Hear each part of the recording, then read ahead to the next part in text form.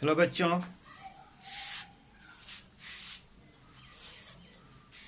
आज हम लोग इनर्शिया ऑफ मोशन के बारे में पढ़ेंगे। लास्ट डेट में प्रीवियस क्लास में हम लोगों ने पढ़ा था इनर्शिया ऑफ रेस्ट के बारे में। इफ एन ऑब्जेक्ट है ना is in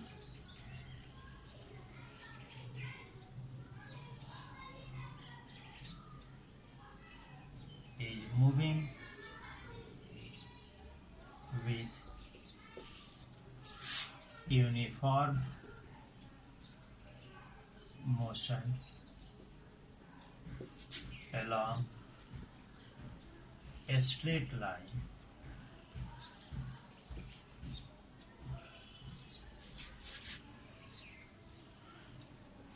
it has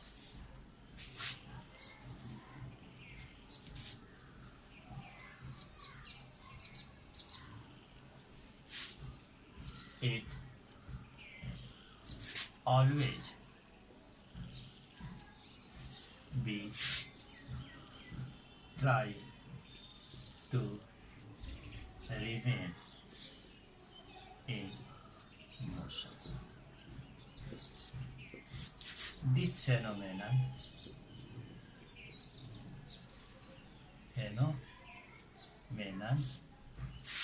is called inertia of motion. यदि कोई ऑब्जेक्ट यूनिफॉर्म मोशन से स्ट्रेट लाइन के अलोंग गति कर रही है तो उसकी हमेशा कोशिश रहती है ना, टू रिमेन इन मोशन, कि वह हमेशा गति में रहे। जो यह नैसर्गिक गुण है, जो यह टेंडेंसी है, इसी को हम कहते हैं इनर्शिया ऑफ मोशन। ठीक है। अब जैसे आपको हम एग्जांपल देते हैं, ए पैसेंजर सिटिंग इन ए बस, इन ए मूविंग बस। एक पैसेंजर जो चलती हुई बस में बैठा हुआ। When the driver suddenly apply the brake, जब ड्राइवर सडनली ब्रेक अप्लाई करता है, the passenger fall forward, passenger आगे की ओर गिर जाते हैं, फॉल कर जाते हैं। उसका कारण क्या है? The bus in motion, the body of the passenger is also in motion with the bus. ठीक है। पैसेंजर की भी उसका जो शरीर है वह जो है बस के साथ ही वह भी गति में होता है। जैसे ही ड्राइवर ब्रेक लगाता है तो शरीर का जो निचला पार्ट होता है, जो बस से सटा हुआ होता है, बस के साथ ही वह रेस्ट में आ जाता है। लेकिन जो ऊपरी भाग होता है, इनर्शिया ऑफ मोशन के कारण वह मोशन में ही रहना चाहता है, जिसके चलते वह आगे की ओर लुढ़क जाता है। ठीक है। A passenger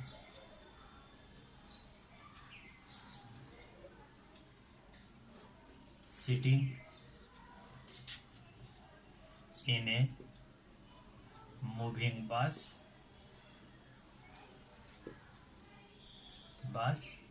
when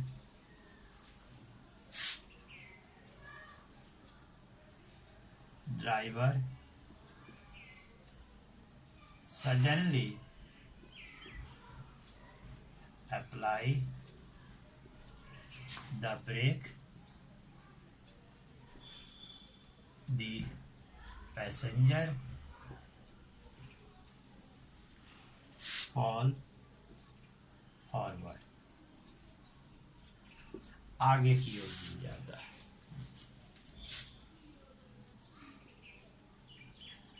The reason is that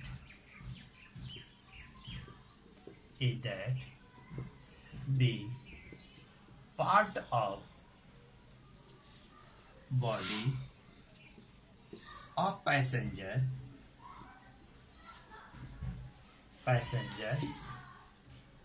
है ना,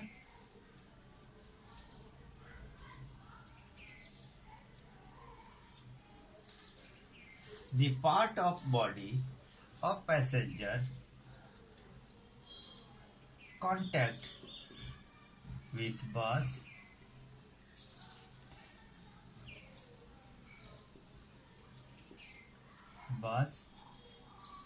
come to rest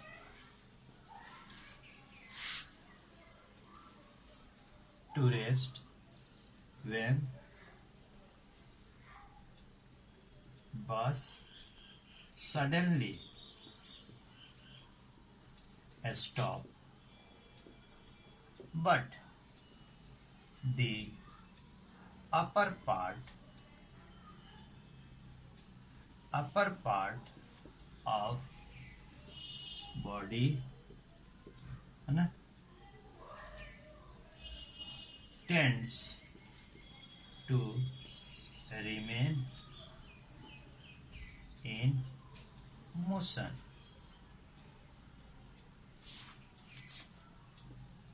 Hence, the passenger fall forward. क्या होता है? पैसेंजर आगे की ओर गिर जाता है। उसका कारण यही होता है। ऐसे बहुत सारे फेनोमेनन है, जैसे कारपेट को हम लोग क्या करते हैं, डंडे से पीट पीट कर उससे धूल से अलग करते हैं। जो उसमें धूल होता है गंद है ना, तो हम लोग क्या करते हैं, कारपेट को डंडे से पीटते हैं ताकि उससे जो धूल है उसमें वह अलग हो जाए। Generally at home we doing every way, सब कोई घर पे करता है। जो कारपेट होते हैं, कंबल होते हैं, रजाई होते हैं, चादर होते हैं, तो क्या करते हैं, उसे पटकते हैं या डंडे से पीटते हैं धूल को, गंदगी को अलग करने के लिए। ऐसा क्यों? ऐसा इसलिए कि जब हम डंडे से प्रहार करते हैं तो particle of the carpet set into the motion, या आगे की ओर बढ़ जाता है। लेकिन जो डस्ट पार्टिकल होते हैं, एनर्शिया ऑफ रेस्ट के कारण वह वहीं पर आता है, वह आगे की ओर नहीं बढ़ता, जिसके कारण जो है वह जो है अलग हो जाता है। जैसे मान लीजिए इस पर कारपेट है, पर ये डस्ट है, तो जब हम इस डंडे पर प्रहार करते हैं तो ये कारपेट के पार्टिकल्स जो है आगे की ओर बढ़ जाते हैं,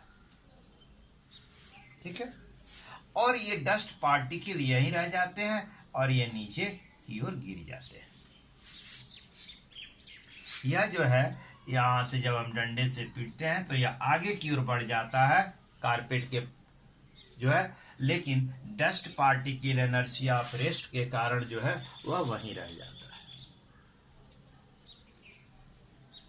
तो इस तरह देखें तो ऐसे ढेरों सारे एग्जाम्पल मिलेंगे आपके सामने जो एनर्शिया के कारण होता है। एक जो तीसरा है, हमने एक थर्ड बताया था, inertia of direction. Inertia of direction,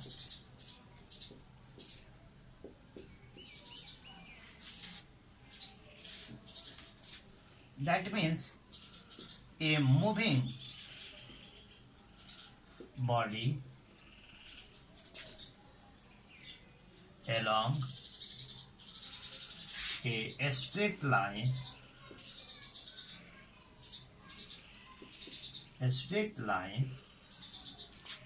always be try to maintain its. When we step down from a moving bus, we fall in the direction of the motion of bus that leads to the accident. इससे क्या होता है? दुर्घटना होती है। ऐसा क्यों होता है? The body of passenger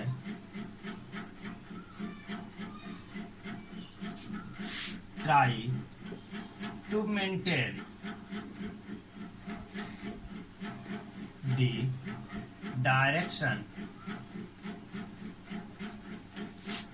of motion of bus, है ना? The body of passenger try to maintain the direction of motion of bus, और इसी के कारण वह क्या होता है? गिर जाता है। ठीक उसी तरह आप देखें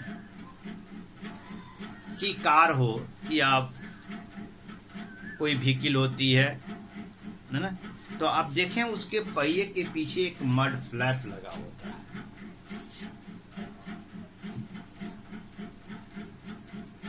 When the vehicles move through the muddy road, किसी मडी रोड से होकर जाता है तो मड्स थ्रो रेडियली, मड्स क्या होता है? रेडियली थ्रो होता है। जैसे आप देखें ये पहिया है और ये कोई मडी रोड है, ठीक है ना? तो यहाँ पर जो है फ्लैप लटका होगा,